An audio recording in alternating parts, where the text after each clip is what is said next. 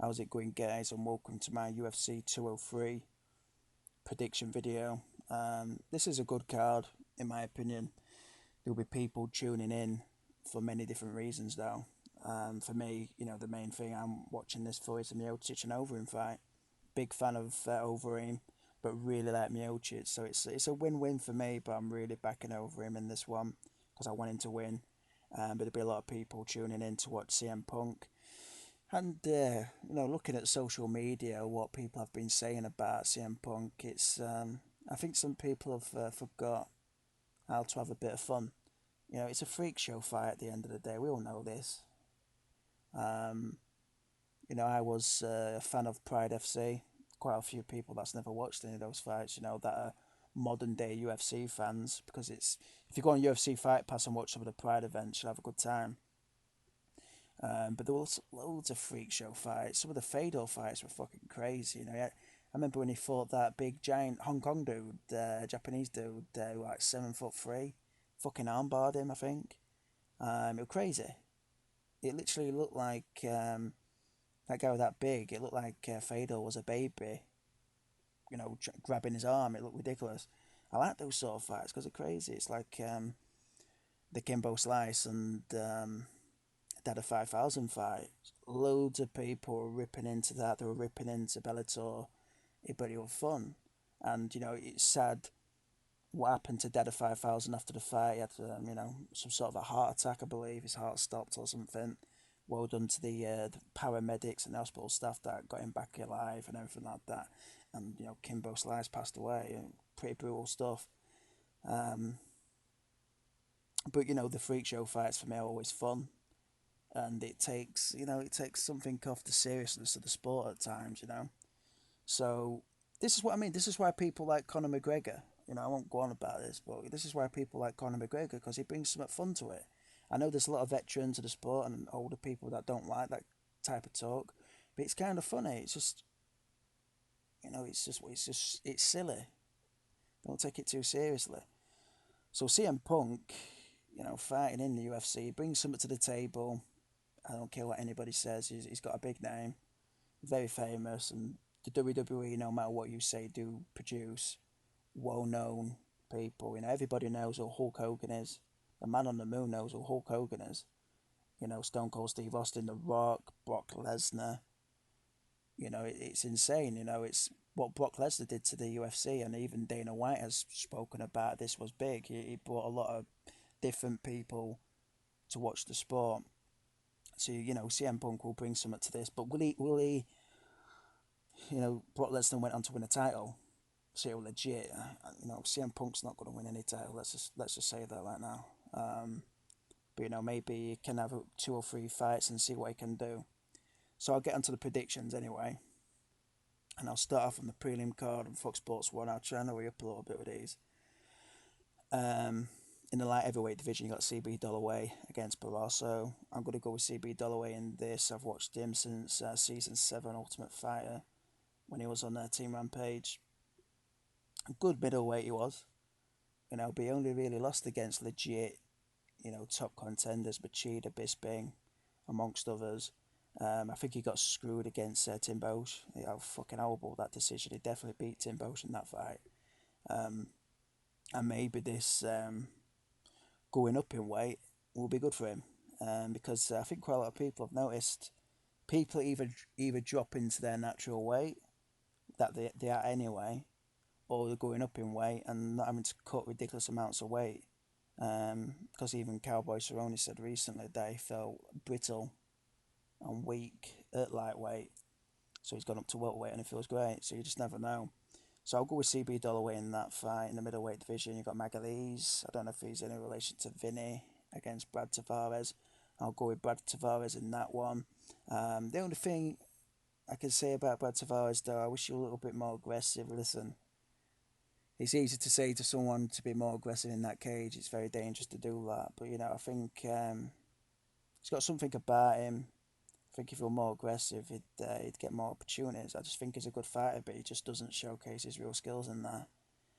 Next level at catchweight, you got Nick Lentz against Michael McBride. And there's something about Nick Lentz that really pissed me off. don't know if any of you guys, if you're even watching this, will remember this, but he was writing all these Shakespearean fucking letters to BJ Penn, talking all kinds of crazy shit. Some of them were witty. I don't know if it was him that was writing them or he got somebody else to do it. Some of them were kind of funny, a little bit stupid.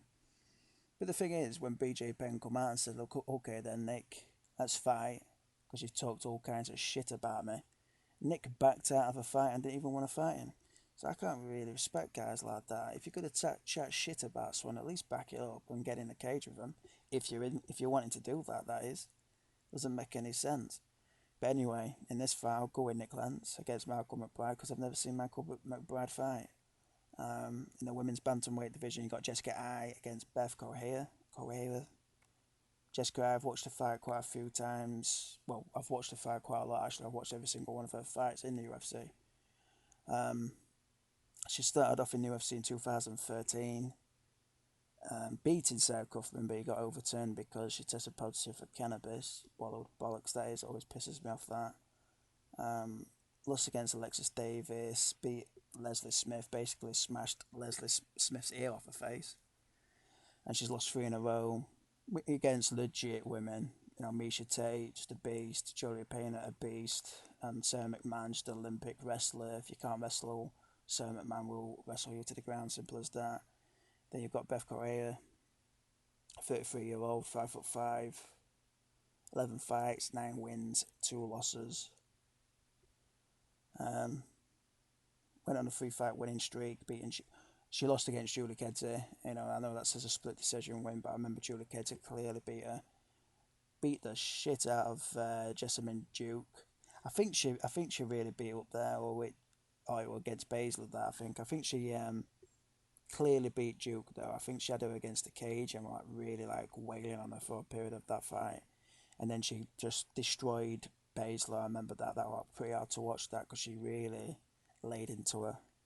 And then that's when she was doing all that 4 horsewomen taunting stuff and said that she's coming for Ronda. And she lost against Ronda Rousey. Ronda just knocked her out. And then she recently lost against Raquel Pennington, which is there's no nothing wrong in that. Raquel Pennington's legit. So in that fight, I'm going to go with Jessica Ai. I just think Jessica's not showed what she's really made of yet, and she's beat legit people as well. So I'll go with Jessica Ai, and she's got home advantage. Depends if you want to see it as a disadvantage because of the pressure, but I'll go with Jessica Ai. On the main card, you got Jessica Andrade against Joanne Calderwood. Really like Joanne Calderwood. From Scotland, 29-year-old, 5'6". Got a clean, real clean, good record of kickboxing. 21 fights, 19 wins and 2 losses. So she's got a good kickboxing record. 12 MMA fights, 11 wins, 1 loss. And she's only got 1 loss. And that loss was a little bit suspicious. She just didn't see herself in that fight. Got armbarred really quickly, and it later turned out that she had a lot of personal problems. And you could tell basically in the cage that she wasn't herself. And I've watched her since the Evictor days. She looked really off in that one. But last time out, she looked amazing. She really laid into the Valerie in that one, really damaged the body and everything like that. Jessica Andrade, on the other hand, 24-year-old, 5'2", so she's a lot smaller. 19 fights already at her age, 14 wins and 5 losses. And, she used to fight she's gone down in weight, so she's got some sort of an advantage with the people she's fought, bigger women. Last time out beating Jessica Penne, she's a tough woman, TKO'd her. And she beat people like Raquel Pennington, Rosie Sexton, which is good, feather in a cap, that. So she's a legit woman, but I would definitely go with Joanne Calderwood in this one. Hopefully she can win, really like her, really nice lass. In the bantamweight division, you've got Uriah Faber against Jimmy Rivera. Quite a lot of people are going against Faber in this one. I've seen, I think he's an underdog at the bookies, I think he is. Faber's 37 now, he's been around forever. 5'6", I thought it was smaller than that actually. He's had 42 fights, 33 wins, and 9 losses. Last time out, lost against Dominic Cruz. But before that, he beat Frankie Saenz. He didn't look too good in that one, actually. Didn't look too good in that fight. Lost against Frankie Edgar before that. That was actually a cool little fight, that, though, before they made it. Beat Francisco Rivera, who's a relation to Jimmy Rivera. So, Faber's done well in the UFC. He's just, when he gets to that title shot, he just doesn't seem to, work the magic at all. It seems to sort of look flat-footed. But that's what happens when you're against the best in the world, isn't it, really? And Jimmy Rivera, 27-year-old, 5'4", he's had 20 fights, 19 wins and 1 loss. And he's got, a good record. Lost earlier on in his career against Jason McLean. Split decision that was as well. And he lost in the Ultimate Fighter against Dennis Bermudez. But since, let's say 2010, he's looked really good. But even though Faber's the underdog, I'm going with Faber all the way in this one, 100%. I think that'd be a good fight to put money on, actually. If it's a big underdog, which I doubt. And next of all, in the welterweight division, you got CM Punk against Mickey Gall. It's kind of surreal saying this. Mickey Gall, I've seen his fights that he had before he got into the UFC, and I've seen the one that he had in the UFC when he knocked out, I think it was Michael Jackson or something, something like John Jackson or something. And sorry, I didn't mean to say Michael Jackson. It was something Jackson anyway, something Jackson. And I seen him on that, was it Finding a Fighter with Dana and everyone like that, and he looked good in that. He's young, I think he's like 24, 25, and he's against CM Punk, I think CM Punk's 37, I'm sure he is. He's 37, he'll be 38 in October. He's 6'2" as well. I don't know if that's legit, because that's a build higher. He's at least 6'1" there. Looks a pretty tall dude, actually. Let's see if he's got a page for his MMA stuff. No. But, end of the day, I mean, listen, he's been training at a good gym. It has to be, okay, his height is 6'1", okay, they added an inch on him in his wrestling career. The one thing he can speak of is trained at a good gym. He's been around people like Anthony Pettis, the Rufus, and everything like that. And he's got the experience of performing in front of crowds. And some people are like, well, the WWE crowd's different to the UFC crowd, blah, blah, blah. But, you must get butterflies before you go out in front of fucking 80 or 90,000 people at WrestleMania. That must be something that he's skilled that way, can handle certain amounts of pressure. So he's got that. I watched the, what was it called? Fuck, I completely forgot the name of it. That series that they did with, the UFC. What's it called? Cult of Personality? I think that's what it's called. I think there's like 3 episodes. I really enjoyed them. And, towards the end, in the 3rd episode, when you're seeing him hitting the pads and everything like that, it looked really good. Actually, not really good as in compared to some fucking Carlos Condit guy, but good as in for somebody that's only been training for a couple of years, year and a half, and plus he's had injuries. Yeah, it's looked pretty good, And for somebody that's in his late 30s and he's had his body smashed for fucking decades in a WWE ring and Ring of Honor, ECW ring, his body can't be exactly perfect either. So you've got to give him that. But against this Mickey Gall, I just think, honestly, when I heard about CM Punk signing for the UFC, I honestly thought he was going to fight someone like Ken Shamrock. Like, I thought he was going to fight somebody that is old, but it's got a little bit of experience. He's got, old that's got experience, that will make it into like a weird, interesting, fucked up, crazy fight. I didn't think he'd be fighting somebody that's in the mid-20s and he's actually a pretty legit fighter. So you can say what you want about him, but they've thrown him into the deep end. He's fighting some pretty tough guy. You can tell that Mickey's good. Can I see CM Punk winning this? No. I mean, could he catch Mickey in a fucking crazy submission?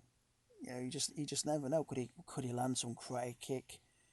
You know, out of nowhere. You just never know. A fight's a fight. You know, it is what it is. A fight is a fight.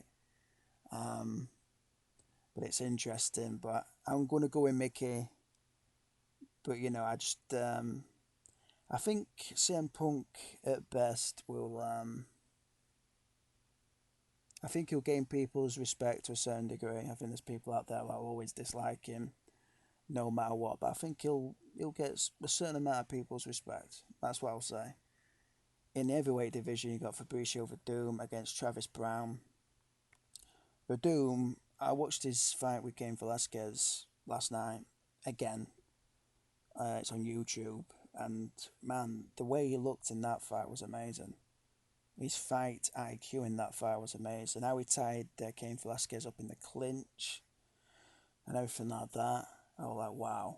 He just put a clinic on there. And I know everyone's like, oh, you know, he won't beat Cain Velasquez at, is it sea level or something like that? Or he won't fit, beat Cain Velasquez at Vegas. He beat Cain Velasquez in his home country. You don't get any better than that. I don't care what anybody says. He beat the fuck out of Cain and submitted him. He deserved that. If King was that poorly conditioned because he wasn't in Mexico long enough, he should have gone Mexico a month before the fight. There's no excuses, is there? Especially this is when King was coming back from an injury, so he should have looked into that even more. Fabricio now is 39-year-old, 6'4", looks great for 39 though, doesn't he? How he performs and everything like that. 27 fights, 20 wins, 6 losses, 1 draw. Okay, you can look at his earlier on career. He's beat the who's who back in the day as well. He beat some real legit guys. He lost against Junior Dos Santos at UFC 90. And then went, to Strikeforce for 4 fights. Beating Mike Kyle, Bigfoot Silva and Fedor Emelianenko. And then he lost against Alistair Overeem. That was one of the strangest fights I've ever seen, that. Overeem and Verdum. Verdum didn't want to trade with Overeem, and Overeem didn't want to go onto the ground with Verdum. So it was just a stalemate, but Overeem did win, because he did try and press the action more than Verdum. And then he come into UFC, beat Roy Nelson. He put on a clinic against Nelson, actually. Beat Mike Russo pretty quickly. Armbarred Nogueira. It looked amazing against Travis Brown when they fought each other. Went 5 rounds, really good. Got dropped against Mark Hunt, I think, and then he ended up beating Mark Hunt. Like I said, put a clinic on against Cain Velasquez. And then against Stipe, he looked... he just rushed in on Stipe and got caught. Simple as that. You can't do that, can you, really?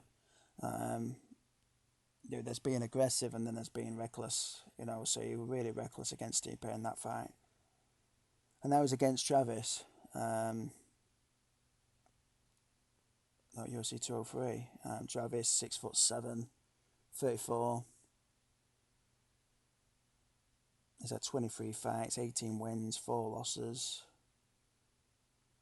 And he hasn't really been fighting for that long, if you look at it a certain way. He hasn't been fighting that long at all, actually. And he's come into the UFC, beat James McSweeney, had a draw against Czech Congo, beat Stefan Struve, we had Superman Punch. Chad Griggs, where did Chad Griggs go? I really liked watching Chad Griggs fight in Strikeforce back in the day. Lost against Antonio Silva, Bigfoot Silva, but he hurt his knee or something, if I remember. His knee went out, and then Bigfoot took advantage of it. Beat Gabe Gonzaga, Overeem. That was crazy how we come back against Overeem. Overeem were pummling the fuck out of him against the cage. Come back and front kicked him, knocked him out. Smashed Josh Barnett's head in with elbows against the cage when Josh was trying to get the takedown. Looked amazing, that. Lost against Verdum. Beat Brendan. That fight against Arlovsky was crazy. Anybody could have won that. Beat Matt Mitrione. Lost against Cain Velasquez last time out. So if you think about Verdum's losses and his wins, he's done really good actually for somebody that's only been fighting for like nearly 6, 7 years. He's done great for himself, and he's getting to Verdum tomorrow. I'm gonna go with Travis Brown in this one. I've just got this feeling Travis is gonna win. I'm not looking too deep into it or anything like that. I just got a feeling Travis is gonna catch him and knock him out. So that's my prediction in that fight. Now on to the main event. Stipe Miocic against Alistair Overeem. When I first watched Stipe fight, it was against Shane Del Rosario, rest in peace. I think that was like a card when it was ladies heavyweights fighting or something. I remember it anyway. I think it was Frank Mir against Junior in that one. Stipe's 34 now, 6'4", 18 reach, which is big, 17 fights, 15 wins, 2 losses. Okay, so he started off at UFC 136 being Joey Beltran, and there's the fight that I'm on about in 2012, UFC 146. Lost against Stefan Struve in Nottingham. I remember watching that fight. I was really surprised that Stefan beat him actually. That was a bit crazy. Beat Roy Nelson I think Miocic really showed the blueprint how to beat Nelson easily. He just stayed on the outside, jabbed him, worked the leg kicks and everything like that. And ever since then, Roy's not looked the same at all. Beat Gabe Gonzaga, Fabio Maldonado, lost against Junior dos Santos in a wild fight. I sort of thought Stipe won it, but I don't know if I was looking at it from the underdog point of view and wanting Stipe to win, so I was watching him what he did more than Junior. Beat the shit out of Mark Hunt. That was kind of hard to watch actually. Knocked out Orlovsky, and then he beat Verdum last time. Alistair Overeem, on the other hand, how old's Overeem now? 36. Well, born in England, 6'4", 18 to reach 2, so they're the same height and they've got the same reach, so it's pretty even fight, and around the same weight as well now. Overeem had their kickboxing record, 14 fights, 10 wins, 4 losses, 56 MMA fights, 41 wins, 14 losses, and 1 no contest. So he's been around forever, Overeem.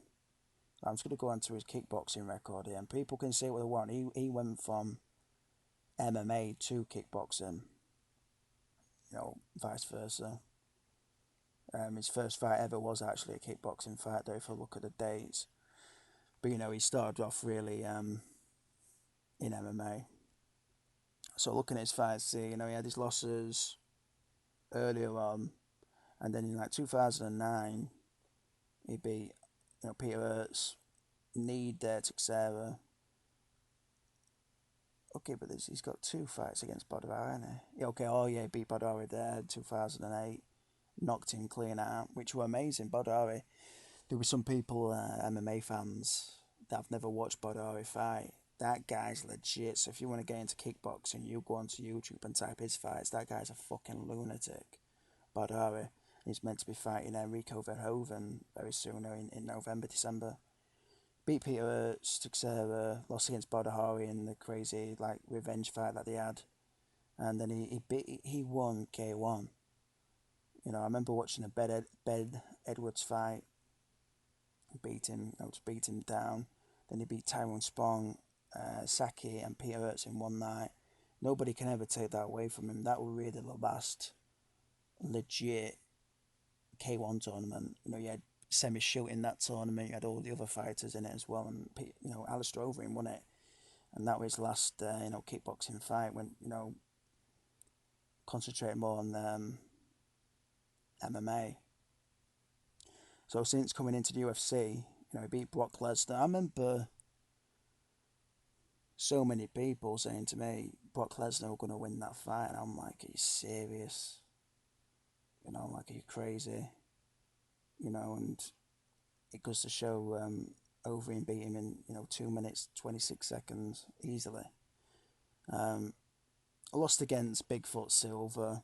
He looked he was too cocky in that fight, and he had a lot of time off from fighting as well.